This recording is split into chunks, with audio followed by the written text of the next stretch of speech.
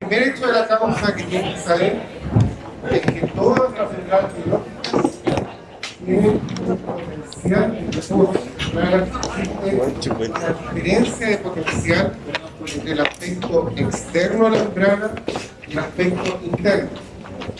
En general está en el rango de los milivoltios y se mueve en términos generales cerca de los menos 70 milivoltios. Es el punto del potencial de membrana en reposo. Este potencial de membrana tiene dos funciones primordiales. Por un lado, permite que la célula funcione como una batería, entregando energía para que sea utilizado en acciones como el transporte de iones. El transporte activo secundario, que vimos que hacía pasar una molécula en favor de una gradiente de concentración para acoplar el movimiento de otra, habitualmente usa no solamente una gradiente química de concentración, sino una gradiente electroquímica, ¿ya?, para permitir el paso de la sustancia.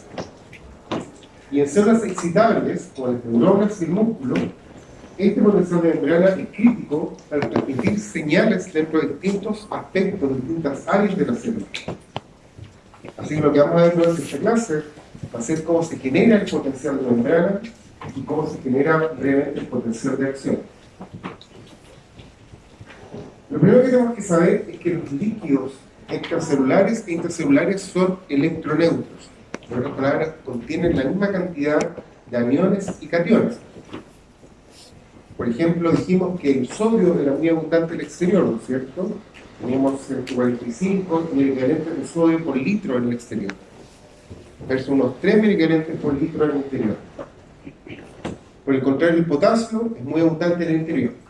150 milivalentes por litro en el interior, apenas 5 en el exterior. ¿Ya? El cloro también muy abundante en el exterior, 104 milivalentes por litro, muy escaso en el interior. ¿Ya? Pero en general las cargas están balanceadas.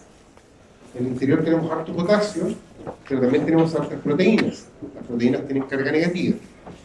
En el exterior tenemos harto sodio, que está balanceado con harto cloro, ¿ya?, lo que hace que en general tanto los líquidos intracelular como extracelular sean electroneutros. Entonces, ¿cómo se genera este potencial de membrana?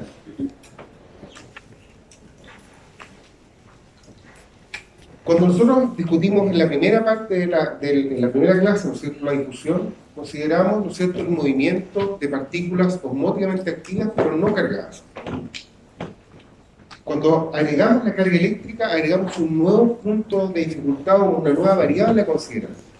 Las cargas eléctricas, ¿no es cierto?, son propiedades de determinadas partículas que mantienen o que se manifiestan con fuerzas de atracción o de repulsión entre ellas a través de campos magnéticos. La forma de medir la carga es el coulomb. Un coulomb es la cantidad de carga que pasa por una sección de un conductor eléctrico en un segundo cuando la corriente es un amperio. Obviamente eso no importa, ¿ya? Es simplemente la definición de carga, ¿ya? Las cargas, obviamente, las partículas elementales son muy chiquititas. Estamos hablando de 1.5, 1.6 a las 10 elevado a la menos 19 coulombs. O sea, cada partícula tiene una muy pequeña carga eléctrica, pero lo suficiente para que una partícula de carga negativa atraiga a otras de carga positiva y repela a otras partículas de la misma carga, de carga negativa. La ecuación fundamental en este caso es la ecuación que conocen de la corriente eléctrica, donde la cantidad de corriente o el flujo de corriente corresponde a una diferencia de concentración que vamos a llamar potencial, la diferencia de cargas a ambos lados de una membrana, por unidad de tiempo. ¿Ya?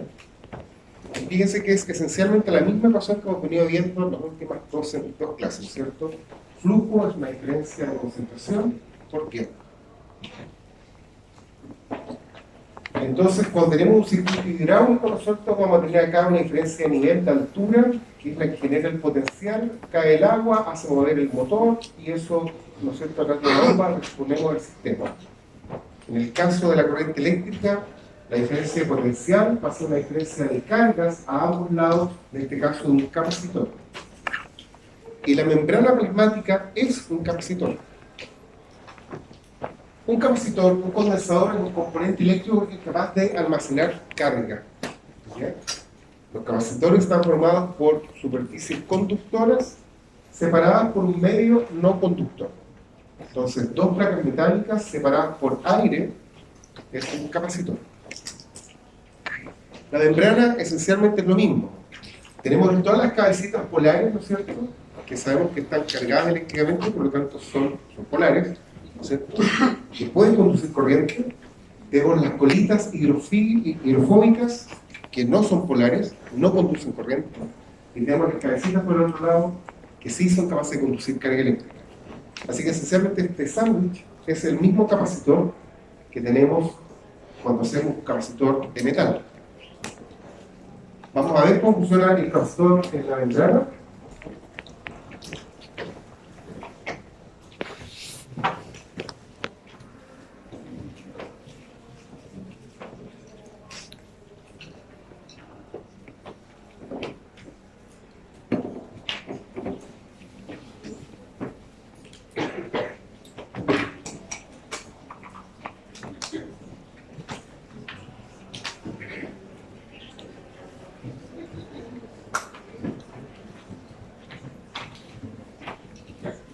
Perfecto, ahí tenemos un capacitor. Vamos a simular una membrana neumática, así que vamos a acercar las placas.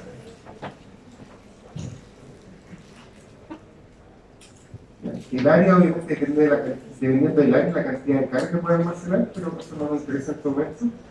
Y le vamos a hacer pasar corriente. ¿Bien? Esto va a ser la acción de las bombas que vimos en el caso anterior. ¿Bien?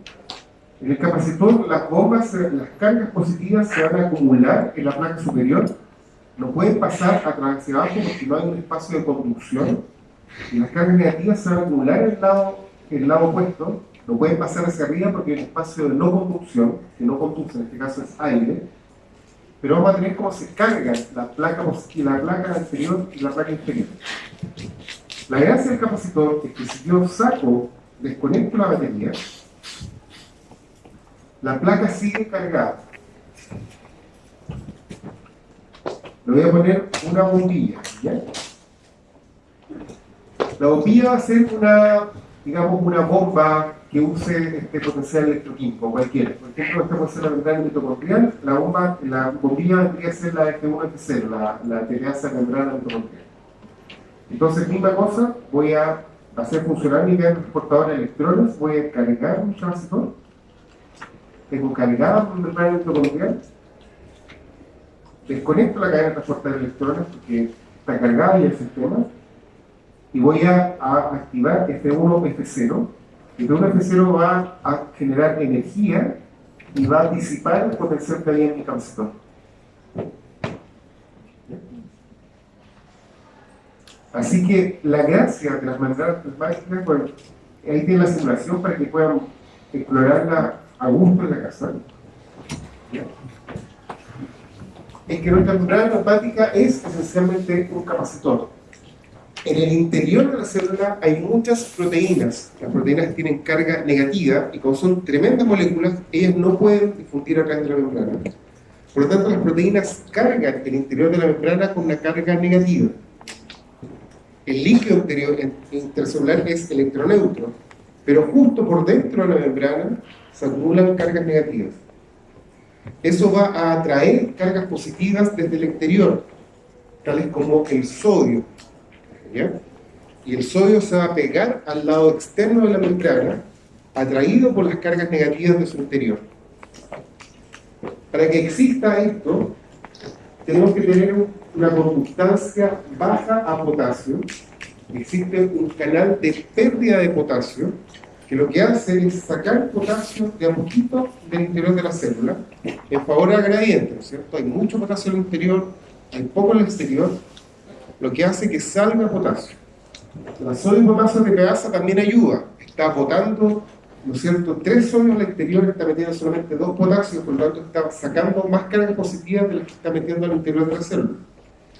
Y eso hace que con el funcionamiento de estas bombas, la superficie de la membrana se cargue de forma positiva y el interior de la membrana permanezca con cargas más bien negativas. Ahora,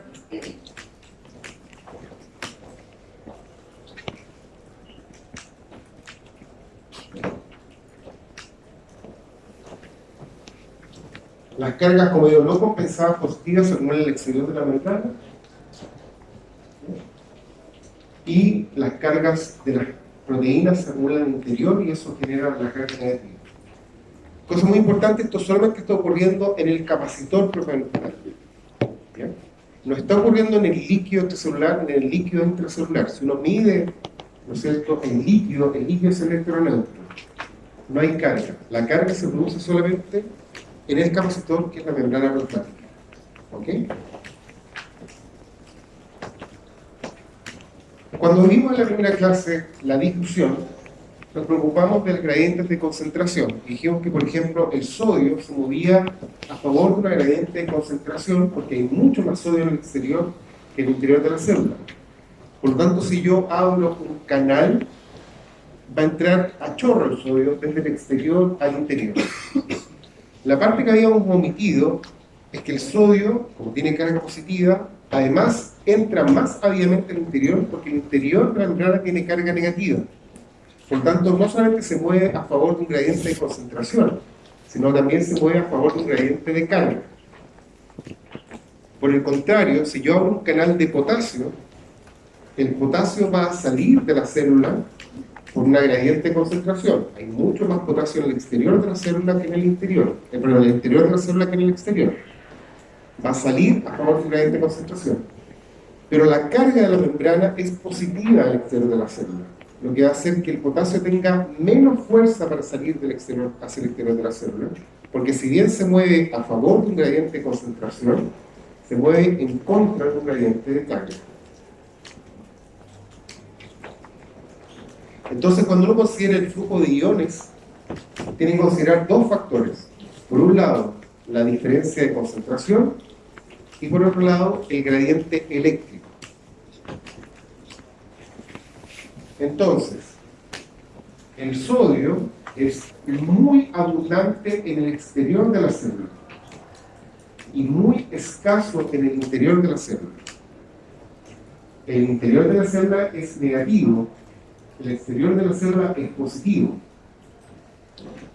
Por lo tanto, cuando bombee la sodio-potasio que pasa el sodio hacia el exterior, lo hace no solamente en contra de un gradiente de concentración, lo hace también en contra de un gradiente eléctrico. Por el contrario, si yo abro un canal de sodio y un canal de potasio, ¿por qué canal van a entrar más rápidamente los iones? O se van a mover más rápido. ¿Van a entrar más rápido los de sodio o van a salir más rápido los de potasio? Los de sodio van a entrar más rápido. ¿Por qué? Por la gradiente de concentración de la carga. Exacto. Sodio, cuando entra desde afuera hacia dentro de la célula, entra en favor de una gradiente de concentración y también en favor de una gradiente de carga. Porque hay más sodio afuera y menos sodio adentro, y porque la carga es positiva afuera y negativa adentro. Por lo tanto, el sodio entra muy favorecido hacia dentro de la célula. El potasio, cuando sale de la célula, sale a favor de una gradiente de concentración, hay más potasio adentro de la célula que afuera, pero sale en contra de una gradiente eléctrica. Por tanto, sale más lentamente. Entonces, por ejemplo, aquí tenemos el caso del sodio. El sodio es muy abundante en el exterior, muy poco abundante en el interior, y la carga del exterior es positiva, la carga del interior es negativa. Por lo tanto, cuando yo le abro una puerta al sodio, el sodio va a entrar rápidamente y en grandes cantidades. ¿Ya? Pensemos en el cloro. El cloro es muy abundante en el exterior, poco abundante en el interior de la célula. Sin embargo, si bien el cloro se mueve a favor de una gradiente de concentración, cuando abro un canal de cloro, este cloro se mueve en contra de una gradiente eléctrica. Por lo tanto, la conductancia, el paso de iones de cloro, va a ser forzosamente más lento. ¿Bien? El concepto acá es que cuando uno comprende el movimiento de los iones, tiene que considerar estos dos factores. Por un lado, la gradiente de concentración y por otro lado, la gradiente eléctrica. ¿Hay alguno que importe más? Si es que comparáramos, por ejemplo, dos que a favor de su gradiente uno entra y el otro no, pero también al revés la carga. Vamos a ver más adelante la importancia relativa de todos los iones. Así que esperamos, si no, después lo discutimos de nuevo. La ecuación que define, ¿no es cierto?, el movimiento de los iones a través de una membrana es la ecuación de Nernst. Y la ecuación de Nernst describe un punto bien especial. Describe el punto en el cual el potencial, ¿no es cierto?, que depende de la diferencia de concentración, se equilibra con el potencial que depende de la gradiente eléctrica y se anula. En otras palabras, la ecuación de Nernst describe el potencial en el cual el flujo de un ion es cero, el flujo neto. Pensemos en el sodio. Hay nuevamente mucho sodio afuera de la célula, muy poco sodio en el interior de la célula. Consideremos que es el único ion que existe. El exterior de la célula tiene carga positiva, el interior de la célula tiene carga negativa. Yo abro un canal de sodio, ¿ya?, que es permeable. El sodio va a empezar a entrar en grandes cantidades y se va a mover a favor de un gradiente de concentración, haciendo que el interior de la célula se torne suficientemente más positivo, ¿ya? En algún momento, el interior de la célula se va a tornar tan positivo que ya no va a existir un gradiente suficiente para permitir la entrada de sodio. En otras palabras, el potencial, la diferencia de concentración, se va a equilibrar con el potencial eléctrico. En ese punto, el flujo de sodio va a ser cero. ¿Ya? Entonces, si nosotros tuviéramos un canal abierto de sodio, el sodio por sí solo va a tratar de moverse tras la membrana hasta llegar a un punto de equilibrio. Pero en este caso, el punto de equilibrio no va a ser igual al punto de equilibrio de cualquier solución, en el cual el punto de equilibrio va a simplemente tener la misma concentración a ambos lados de la membrana. En este caso, el punto de equilibrio va a tener dos factores a considerar: la diferencia de concentración y la diferencia de potencial eléctrico. ¿Ya? En la actividad del fin de la clase vamos a jugar con los iones, así que vamos a comprender, yo creo, un poquito más cómo funciona esto. A 37 grados, digamos, Celsius, que es la temperatura fisiológica, el punto de equilibrio para un ion corresponde a esta ecuación: 65 por el logaritmo natural de la relación entre la concentración del ion fuera de la célula y dentro de la célula. Nuevamente, las ecuaciones y todo eso no es cosa que uno pregunte en las pruebas, simplemente lo importante es tratar de comprender el concepto de lo que apunta la ecuación. Entonces, para el sodio va a tratar de entrar a la célula hasta que el potencial de membrana se haga cercano a más 60. En otras palabras, hasta que la membrana, la anterior de la membrana, se cargue positivamente a más 60, hasta ahí va a tratar de entrar el sodio. En ese punto se va a equilibrar la gradiente de sodio. ¿Sí? En la ecuación de Nernst, ¿en qué parte va la concentración? O sea, sí, la gradiente de concentración, ¿en qué parte va la de potencial eléctrico? O sea, la diferencia de gradiente eléctrico. Sí, la carga de la concentración, en esta parte de la ecuación, Claro, como está la diferencia de carga, la diferencia de carga y la temperatura, pero eso es una constante a temperatura fisiológica. Porque estamos hablando de un ion que siempre va a tener la misma carga. O sea, en la ecuación de Nernst predice el movimiento de un solo ion. pero ahí lo que dice out Son concentraciones, son cantidad de iones. El efecto de la carga está contenido en este término, que para un ion en particular va a ser siempre constante.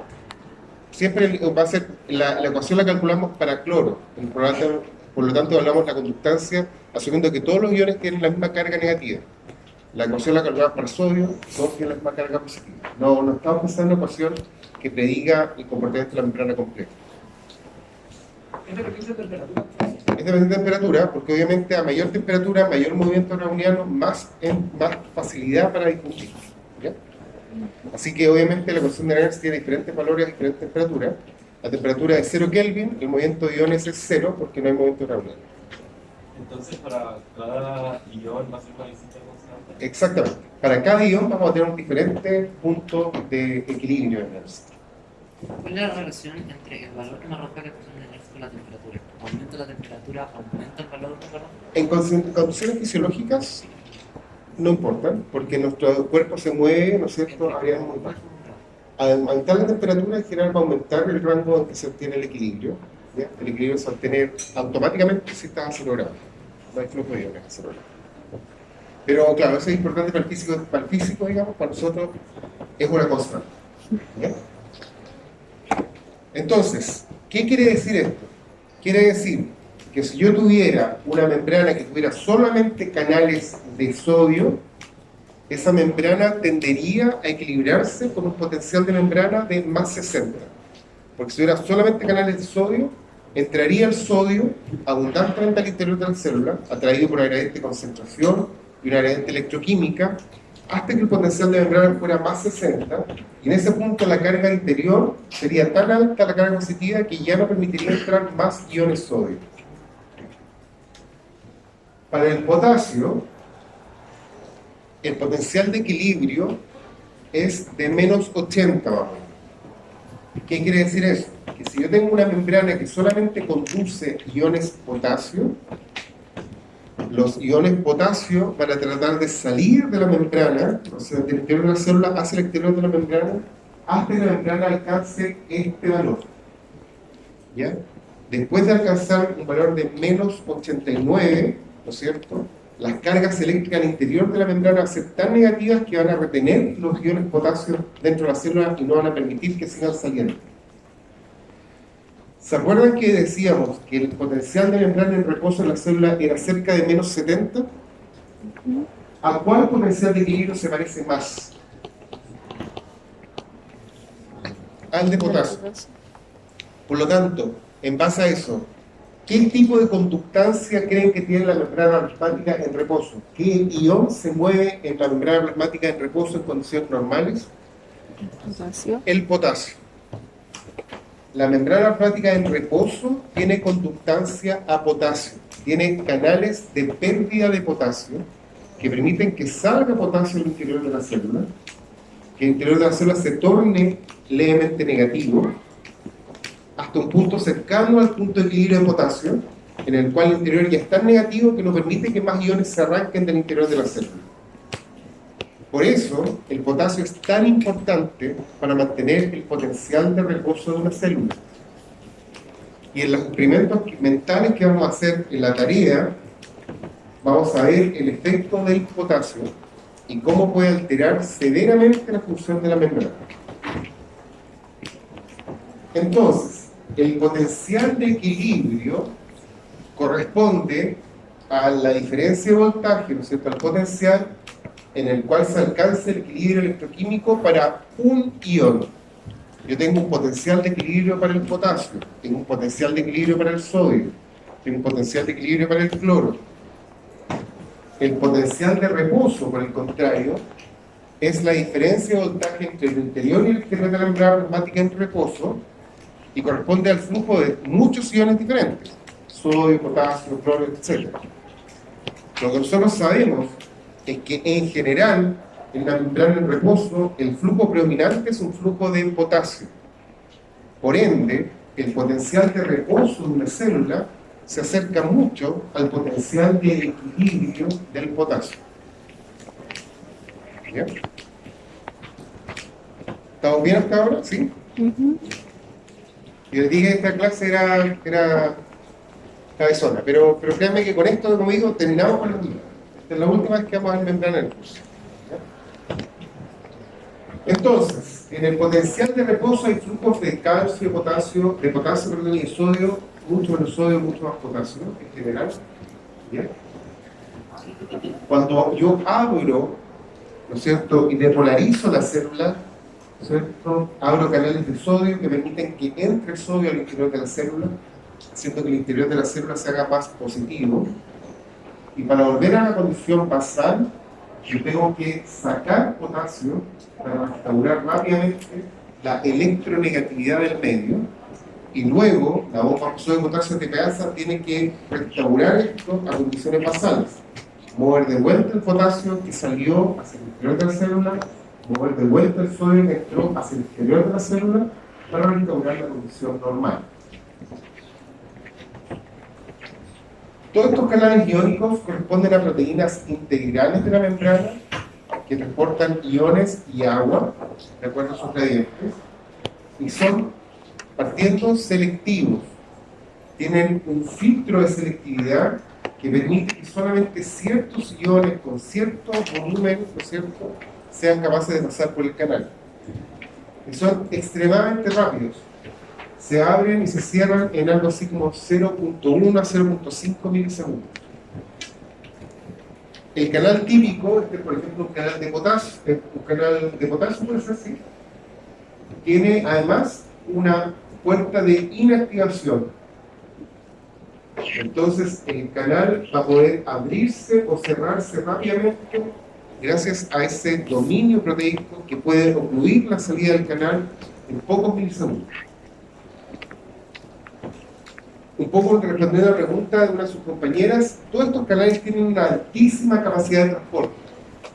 Por ejemplo, un canal GLU conducía algo así como 10.000 a 13.000 moléculas de glucosa por segundo. Un canal iónico, como el canal nicotínico, conduce 20 millones de iones por segundo. O sea, son canales de una altísima conductancia, pueden hacer pasar muchas cargas eléctricas por tiempo. Existen varios tipos. Dijimos que en la membrana plasmática en reposo existe una conductancia basal a potasio. Existe lo que se llama un canal de pérdida de potasio, que hace que salga potasio del interior de la célula del interior hacia el exterior. Ese canal está siempre abierto. Es un canal de pérdida, no tiene ningún tipo de regulación. Está abierto y permite que salga potasio a través de él. Existen canales regulados por voltaje. Estos canales, cuando la membrana llega a un determinado potencial, se van a abrir. Ejemplo clásico, el canal de sodio regulado por voltaje. Cuando llegue el potencial de membrana a un determinado valor, por ejemplo, menos 60, se abre el canal de sodio y permite la entrada masiva de sodio al interior de la célula. Existen canales ligados o gatillados por ligando. Los famosos receptores ionotrópicos son ese tipo de canales. Reconocen un ligando y abren el canal. Existen canales gatillados por señales. Los músculos, por ejemplo, tienen canales de estiramiento. Al estirar el músculo se abren canales iónicos. Estos canales iónicos tienen una cinética bien particular porque tienen un tiempo extra. No solamente la unión del ligando con el complejo y la disociación, sino que tiene un tiempo adicional. Pensemos en el canal de sodio. Este canal es un canal regulado por voltaje. Cuando la célula alcanza un determinado potencial que llamamos umbral, se abre el canal de sodio. El sodio va a tratar de moverse al interior de la célula y lo va a tratar de hacer hasta alcanzar su equilibrio. Por lo tanto, el sodio va a tratar de llevar el potencial de la célula de menos 80 o menos 70 que teníamos basalmente a su potencial de equilibrio, que ya calculamos que es cerca de más 60, para tratar de meterse dentro de la célula hasta hacerla positiva. Entra entonces en 1 o 2 milisegundos, entra el sodio y rápidamente se inactiva. Y la inactivación pasa porque este dominio que tenemos acá ocluye la salida del canal. Entonces tenemos el complejo canal sustrato, tenemos un tiempo de inactivación, y para que el canal pueda volver a estar listo para traducir o para transmitir sodio, permitir la entrada de sodio, la célula tiene que volver a su potencial de reposo.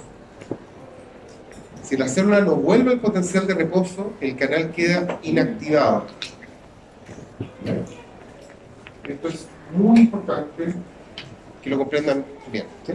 Esa inactivación del canal al final es porque la condensación va a salir el potasio, como que podría seguir ingresando sodio sin que no se inactivara. Exactamente, porque el potencial de equilibrio del sodio es muy alto, ¿cierto? Más 60. Entonces, si no tenemos una inactivación rápida, el sodio va a seguir entrando hasta alcanzar el equilibrio. Lo que haría que el proceso de recuperar el potencial de membrana de reposo fuera muy lento.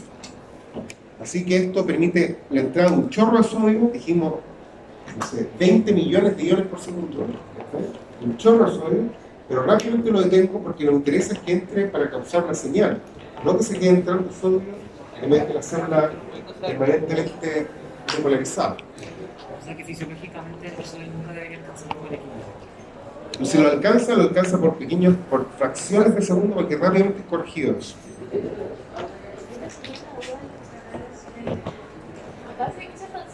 Siempre bien. Vale, que haya como potasio, tiene que haber más adentro. Siempre es más adentro. Entonces, siempre hay más adentro. Sí. Estando el potasio de equilibrio. Como que no tiene que estar en la Bueno. misma cantidad, por así decirlo. El potencial de equilibrio de un ion no depende solamente de la concentración. Eso es lo que es el concepto. Si fuera un ion sin una sustancia sin carga, el equilibrio sería simplemente que ambos lados de la membrana tuvieran la misma carga. Como el potasio tiene carga, el potasio tiende a salir de la célula porque hay más potasio dentro y menos potasio fuera. Pero las cargas al interior de la célula son negativas, lo que atrae el potasio al interior de la célula. Entonces, ambas corrientes están, o sea, ambos impulsos son antagónicos. Y por eso cerca de los 70 se alcanza el equilibrio. Cerca de los 70 lo que sale es más o menos equivalente a lo que está quedando adentro por la acción de las cargas negativas que se ¿bien? El descubrimiento de esta famosa dominio de inactivación se hizo porque normalmente cuando uno activa un canal de sodio, uno tiene un registro de este tipo, uno respira y rápidamente baja, ¿ya? En otras palabras, se polariza la célula y rápidamente se corrige. En cambio, cuando eliminaban la compuerta de activación, se quedaba entrando sodio. Tiene que ser una potasio, pero para efectos prácticos es lo mismo. ¿Ya? Una espiga, ¿no es cierto?, de potasio, en este caso se queda entrando permanentemente. Entonces, la compuerta de activación es crítica para detener, o sea, de permitir que este flujo de iones se circunscriba muy estrictamente en el tiempo. Un potencial de acción ahora es una onda de descarga eléctrica que viaja a lo largo de la membrana celular, modificando su distribución eléctrica y depende de los mismos elementos que hemos discutido brevemente. Vamos a ver acá cómo funciona el sistema.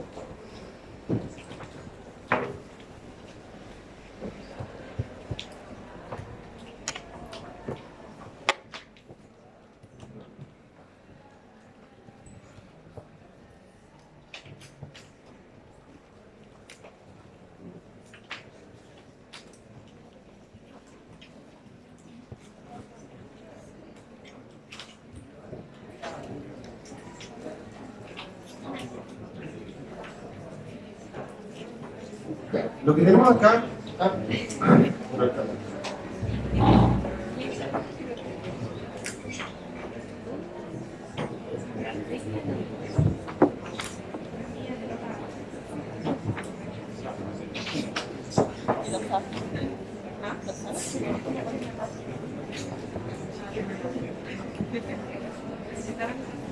Cuiden sus cosas de la cara, ¿eh?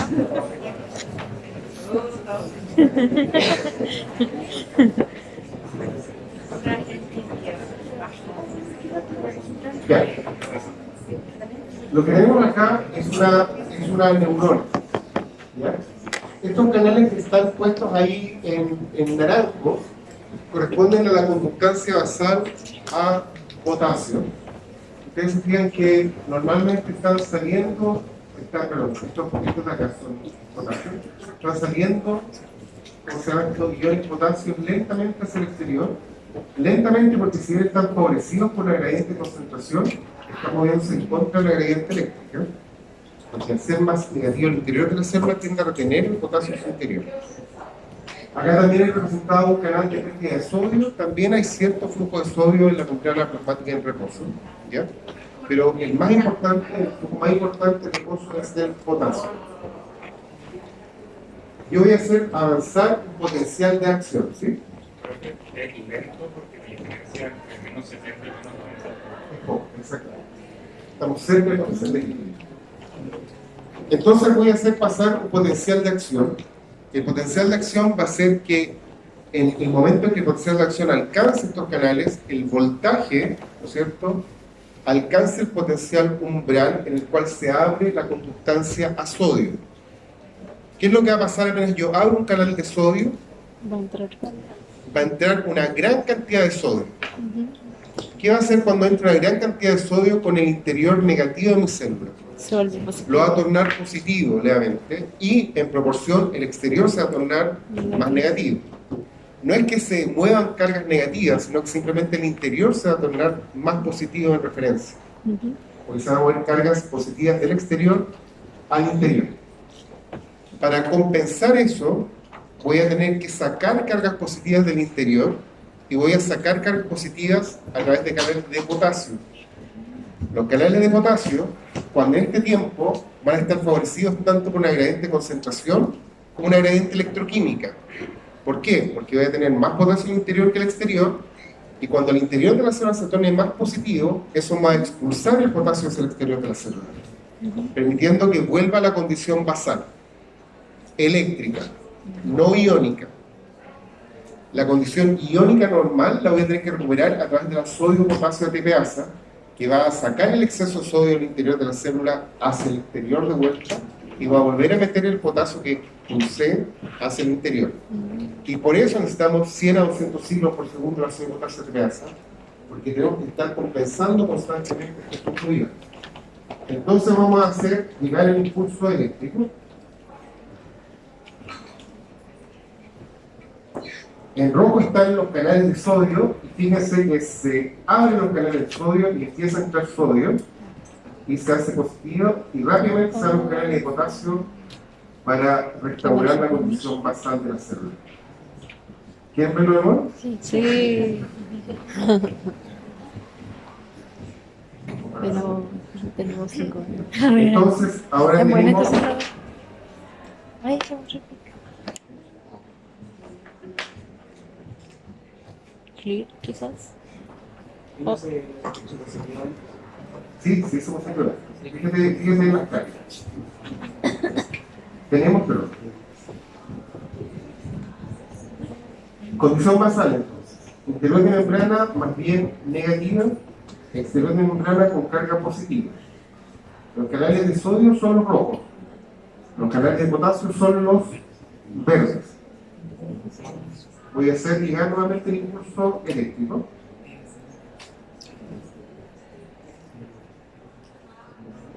Se abren los canales de conductancia del sodio, entra sodio, e inmediatamente sale el potasio para restaurar la condición basal.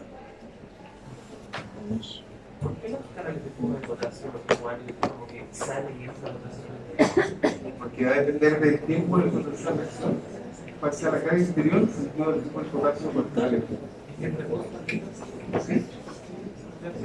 Puede ser simulación.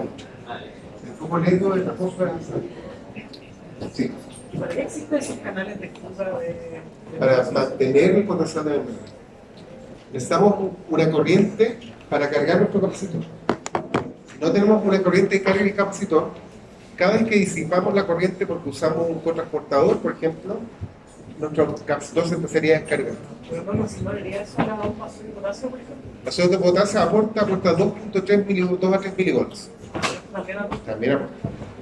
Que cuando ocurre el impulso nervioso y bueno, se abre el canal de Sí. sodio y entra mucho sodio, después los canales por donde sale el potasio también son activados por voltaje. También porque son activados por voltaje, exactamente. Los canales de potasio que se activaron, los canales verdes en este caso, y los canales rojos. El canal rojo es un canal de sodio activado por voltaje, el canal verde es un canal de potasio activado por voltaje. Gracias. Mi pregunta es, cuando, o sea, se polariza cuando entra el sodio Así es. y quedan como equilibradas las cargas. Así es, Y luego sale el potasio para regularizar todo el tema. así es. Pero me habla el tema de cargas. Si está entrando tanto sodio y está saliendo potasio, ¿no me quedaría la célula con más sodio que potasio? Exactamente. Lo que hace el potasio al salir es simplemente restaurar el potencial eléctrico, pero el potencial químico queda alterado.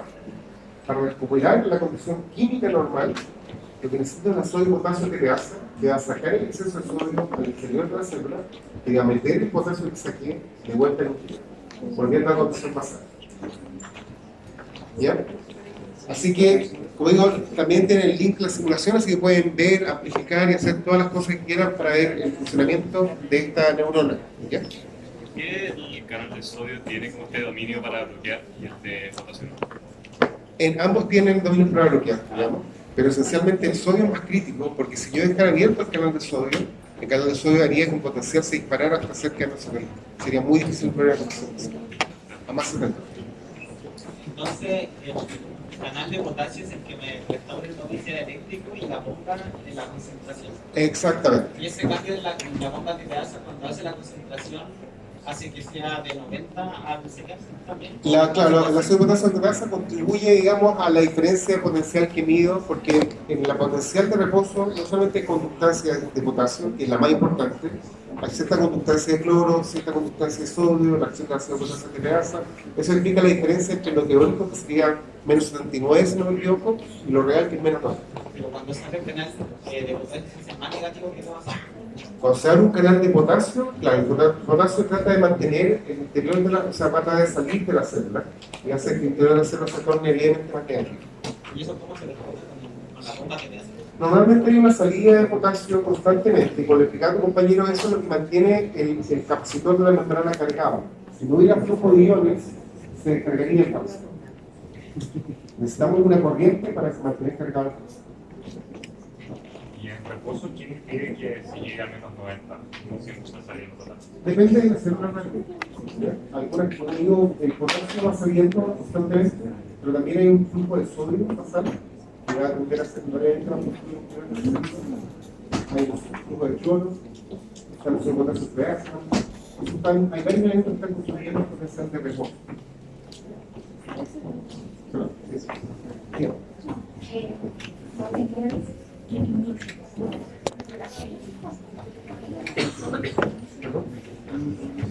Perfecto.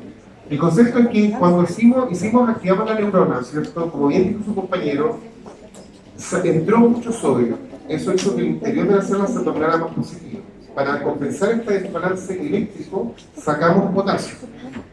Por lo tanto, volvimos al interior de la célula más negativo al sacar cargas positivas de nuestro interior. Pero las concentraciones quedaron cambiadas. Quedó más sodio en el interior de la célula, más potasio en el exterior. Necesitamos retornar la condición basal y eso lo hace la sodio potasio TPA. En otras palabras, la repolarización restaura el potencial eléctrico y después la sodio potasio TPA devuelve el potasio adentro, devuelve el sodio afuera, restaura la condición química. Pregunta es por qué el canal el potasio es el que mantiene todo y es como el mejor, el más permeable, si es que es el más cercano al estado basal. Porque si es el más cercano al basal, no debería ser los otros que están más alejados del basal lo más rápido. Lógico. De hecho, por eso usamos sodio como para señalizar. Sodio está muy lejos de su potencial de equilibrio. Por lo tanto, cuando yo quiero tener una señal, yo hago un canal de sodio y eso me lleva rápidamente el potencial de membrana a un valor muy diferente del basal. El potasio está normalmente moviéndose a través de su canal de pérdida y eso hace que el potencial de membrana sea muy cercano al potencial de equilibrio del potasio, porque es el único ion que tiene una conductancia importante en el reposo. Pero si yo quiero señalizar, obviamente necesito un canal que esté muy lejos de su equilibrio. Así que el más lejos de su equilibrio es el sodio y por eso uso el canal de sodio para generar este fenómeno. ¿Ya? Obviamente si yo en el potencial de acción abriera un canal de potasio, probablemente no habría ningún efecto, no habría ningún cambio porque el potencial de membrana ya está muy cerca del potencial de equilibrio del potasio. Por eso el canal de sodio es a donde se usa la transferencia. La bomba sodio potasio actúa en la fase de hiperpolarización. Ya, empieza a actuar en la fase de repolarización y restaura el potencial durante la etapa de reposo, digamos, entre los dos condiciones de acción. ¿Y entonces, quién actúa en la etapa de hiperpolarización? Los canales de potasio.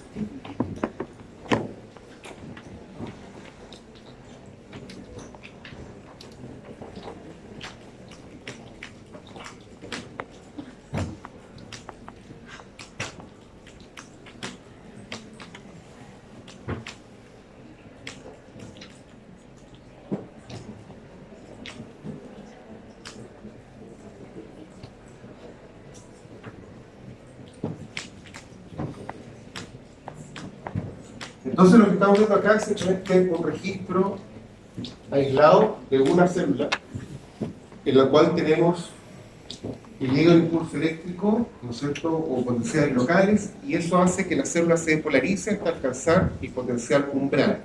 El potencial umbral para la célula va a ser el potencial en el cual se abren los canales de sodio. Se abren los canales de sodio y el sodio trata de entrar rápidamente tratando de apuntar hacia su punto de equilibrio. Dijimos que el sodio va a tratar de moverse hasta más 60. Sin embargo, lamentablemente no lo logra porque rápidamente se inactiva. Y en ese proceso, los canales de potasio revierten el potencial hacia su potencial normal. De hecho, como decía su compañero, hay una fase en que se les pasa la mano, digamos. Sale más potasio, ¿no es cierto?, lo que hace que la célula se hiperpolarice. En otras palabras, es más negativa que lo normal.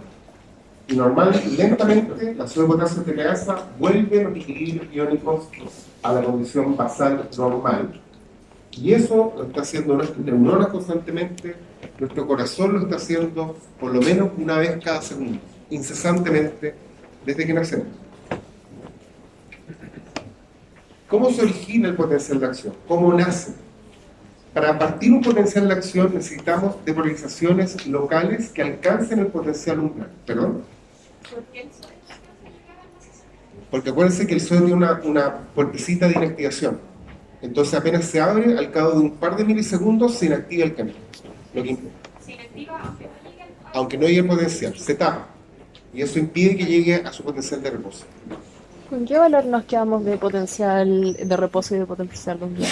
Como digo, no existe un potencial único, las células excitables en general se mueven cerca de menos 80, menos 90, pero no es importante. Ya. Nuevamente, números no son importantes. Identidades moleculares no son importantes. ¿Qué es importante? Los mecanismos. ¿Ya? Porque lo que le estoy diciendo ahora, en 20 años más probablemente va a tener otras moléculas conocidas, otros canales, pero el mecanismo probablemente va a ser bastante similar. Entonces, ¿cómo se origina el potencial de acción? El potencial de acción se origina por señales locales, ¿no es cierto? Pequeñas depolarizaciones que ocurren en sitios de la membrana. Por ejemplo, la apertura de un canal ionotrópico gracias a la llegada de un neurotransmisor. Y eso produce una pequeña variación de potencial en una zona de la membrana. Son señales locales, son graduadas y tienen la gracia que se pueden sumar. No hay un efecto, no hay un periodo refractario acá, porque no hay un periodo de inactivación de canales. Dado que solamente afectan un trocito de la membrana, el resto sigue siendo excitable. Por lo tanto, solamente están ocurriendo estos potenciales locales en el sitio donde se produce la neurotransmisión o la interfase neuromúsculo. ¿Okay? Estos potenciales locales tienen dos características físico-químicas que son importantes. Uno es la constante tau, o la constante del tiempo, y otra la constante lambda, o constante de difusión. La constante tau es el tiempo que se demora un potencial en modificar el potencial de membrana sobre el 60%. Esencialmente es cuánto tiempo se demora en depolarizar un segmento de membrana. ¿Por qué es importante? Si yo tengo una neurona que tiene una constante tau muy cortita, se va a producir rápidamente una depolarización, pero se va a volver rápidamente a lo normal. Estamos pensando no un potencial de acción, una pequeña fluctuación en el potencial de un trozo de la neurona.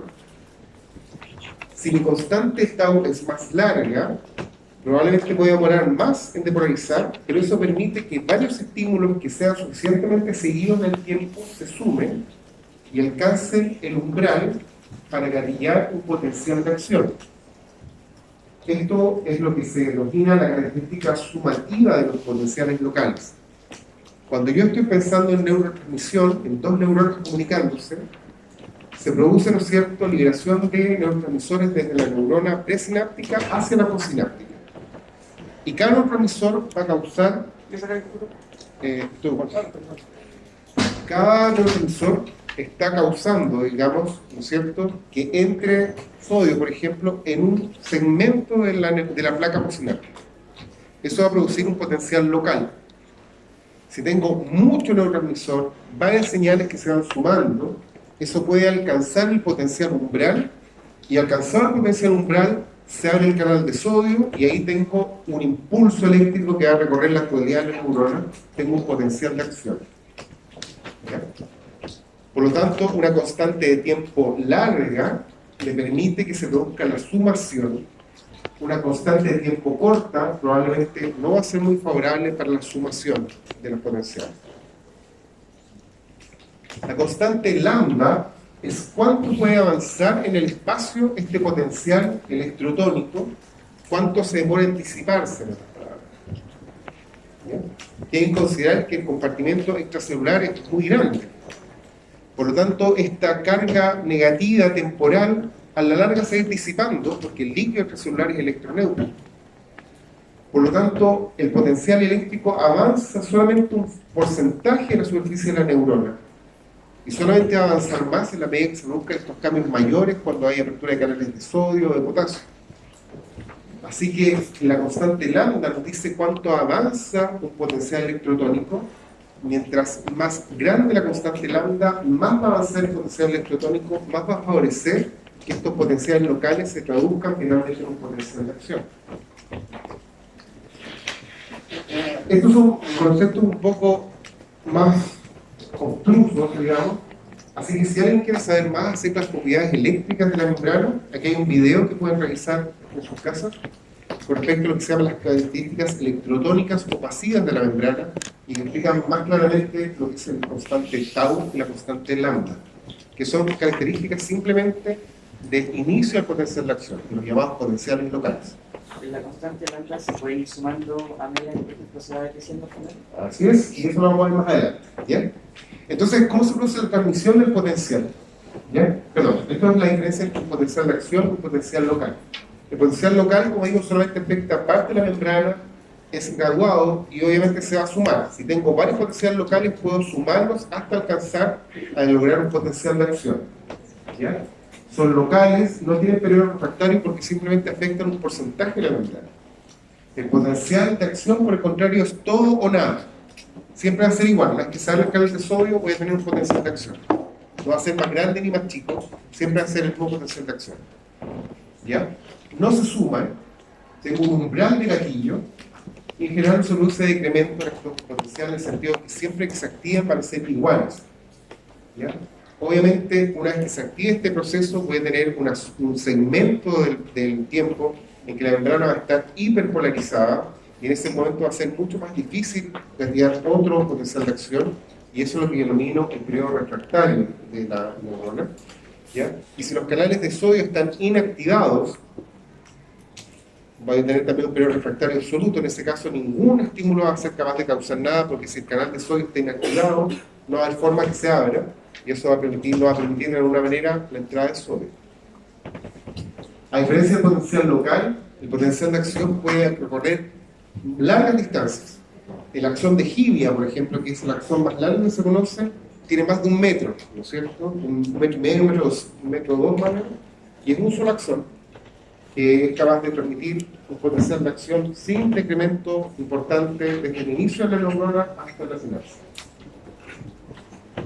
Ahora, para responder un poco a la pregunta de su compañero, obviamente el potencial de acción se va a transmitir y si nosotros pensamos que la membrana plasmática es un capacitor en que hay dos superficies que conducen con una superficie que no conduce, eso funciona esencialmente como un aislante, ¿no es cierto? Entonces se va a mover a través de la membrana plasmática, ¿ya? Pero obviamente va a haber cierta difusión, cierta pérdida de la carga eléctrica. Entonces tenemos que mejorar las capacidades aislantes de membrana para asegurarnos que nuestro potencial avance más lentamente, más lejos, digamos, y más eficientemente. ¿Ya? Entonces, por ejemplo, lo que pasa en un axón descubierto es que se produjo la despolarización, entró sodio, se hizo positivo en el interior de la célula, ¿no es cierto? Se produce la repolarización y estas cargas positivas avanzan hacia acá, alcanzando el potencial umbral, permitiendo la entrada de sodio y ahora se despolariza este segmento, que está repolarizando el anterior, estas cargas nuevamente difunden hacia acá, nuevamente se alcanza el potencial umbral, se abren aquí los canales de sodio, se produce la depolarización y así sucesivamente, va avanzando. Sin embargo, estas cargas están difundiendo en la arteria del axón por lo tanto el potencial se está disipando. De tal manera que en un axón que no está aislado, uno sabe que la velocidad de conducción va a ser más lenta y que el avance va a ser más lento también, porque a la larga se va a disipar este potencial. ¿Cómo nos aseguramos que el potencial llegue más lejos? Mediante el aislamiento que confieren las vainas de mielina. Las vainas de mielina son un aislante eléctrico que permite que el potencial de membrana se difunda por la totalidad del axón sin que haya tanta pérdida hacia el ambiente de cargas, lo que mejora en cierta forma la conducción eléctrica. Las vainas de mielina además tienen una nueva sofisticación técnica que son los nodos de Ranvier. Los nodos de Ranvier son zonas en las cuales no hay vaina de mielina. En estas zonas se va a producir un boost de la señal. ¿Cómo? Veníamos, ¿no es cierto?, avanzando la carga eléctrica a través del axón. En estas zonas que están descubiertas se va a volver a producir la apertura de canales de sodio, se va a volver a producir la entrada de sodio, una depolarización más efectiva, avanza a través del axón, nuevamente se produce un nuevo boost de la señal acá, y así sucesivamente, y por eso los axones mielínicos inducen más lejos y más rápido, ¿no es cierto?, el impulso eléctrico, porque no tienen pérdida pasiva de la carga eléctrica, y porque los nodos de Ranvier permiten que en cada nodo se produzca una amplificación de la señal eléctrica sucesivamente. Le prometí que esta era la clase más fome y la idea del curso, así que no hay que hacerlo, tenemos que conocer bien cómo funcionan las neuronas y el corazón. Como digo, en los videos están bien descritas las características electrotónicas de la membrana, si alguien tiene interés. ¿Bien? Y les voy a pasar a explicar cómo vamos a hacer la actividad de cierre. En su Canvas tienen esta tarea de potencial de membrana. ¿Ya? Van a tener plazo hasta el viernes para responderla. Pueden aprovechar el mismo tiempo de ahora si quieren hacerlo. La única cosa importante que quiero mostrarles es un ejemplo de cómo hacer la simulación para que no se prueben después.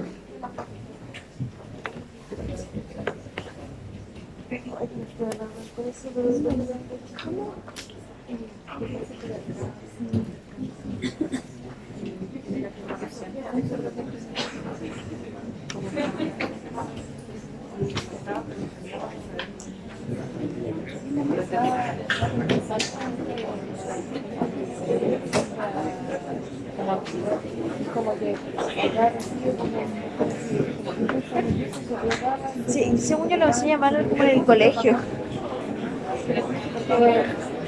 Porque se van abriendo sucesivamente los canales de sodio. Pero acá está aislado. Aislado.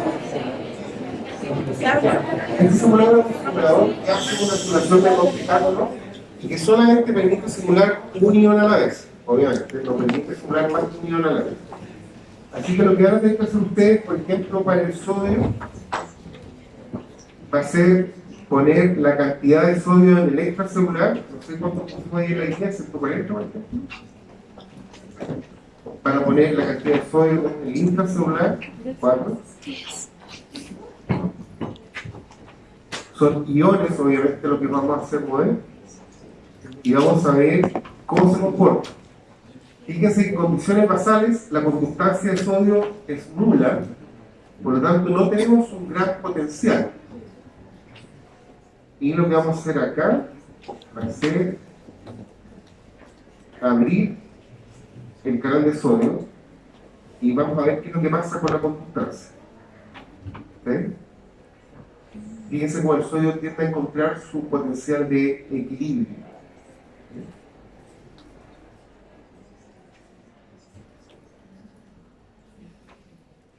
Entonces, la idea es simular que hagan lo que es para el grupo del sodio y para el potasio, que vean cuáles son los potenciales de equilibrio que se alcanzan para cada uno y que respondan las preguntas. Ahora hay una pregunta que es interesante, que son las 2 y la 3, con respecto al efecto que tienen las alteraciones del potasio, que lo pueden ver con este mismo sistema, ¿Qué es lo que va a causar cuando uno modifique el potasio extracelular, en este caso, con respecto al potencial de membrana? Desde ya les digo un spoiler. En clínica, el efecto es bastante similar, es contraintuitivamente, digamos. ¿Ya? Así que me interesaría que discutan no solamente el efecto farmacofisiológico, que es lo que habla de la simulación, sino que traten de investigar cuál es el efecto clínico de la hipo y la hipercalemia en términos de actividad de membrana excitable, en particular del corazón. ¿Ya? Así que cuando respondan, traten de ver cuál es el efecto clínico y en base a la clase traten de entender por qué movimientos del potasio que intuitivamente querían causar efectos muy diferentes producen un efecto que clínicamente es bastante similar. ¿Ya? Eso, ¿ya? Quedó ahí cualquier duda, o digo cualquier cosa por Canvas y el viernes al curso la tarea. ¿AM o P? AM. Ah,